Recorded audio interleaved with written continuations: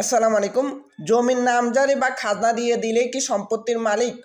অনেকেই জমির নামজারি করে ফেলে এবং কি খাজনা দিয়ে দেয়, অর্থাৎ ভূমি অফিসে অবৈধ লেনদেনের মাধ্যমে তারা নামজারি করে নেয় এবং কি খাজনা দিয়ে দেয়। এতে দেখা যায় কি তাদের মালিকানার চেইন ঠিক নেই বা ধারাবাহিকতা ঠিক নেই, সঠিক ব্যক্তির কাছ থেকে তারা সম্পত্তি ক্রয় করে না এবং কি ভুয়া দলিলের মাধ্যমে তারা নামজারি করছে। আসলে জানেন এবং বুঝেন, সঠিক ব্যক্তির কাছ থেকে আপনি নামজারি না করে যদি নিজেকে সম্পত্তির মালিক দাবি করেন তাহলে এটি সঠিক থাকবে না, অর্থাৎ এই নামজারিটি কিন্তু আপনার বাতিল হয়ে যাবে।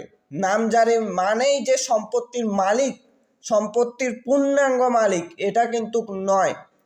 যেই নামজারির মালিকানার চেইন ঠিক নেই, যেই নামজারি আপনি ভুয়া দলিলের মাধ্যমে করেছেন, প্রতারণার মাধ্যমে করেছেন, ওই নামজারি কোনোভাবেই টিকবে না। ওই নামজারি যে ব্যক্তি এই সম্পত্তির সঠিক মালিক উনি যদি মিসকেস করে আপনার নামজারির আবেদনটি বাতিল হয়ে যাবে, যত টাকা দিয়ে করেছেন তাও বাতিল হয়ে যাবে, তারও কোনো ভ্যালু নাই।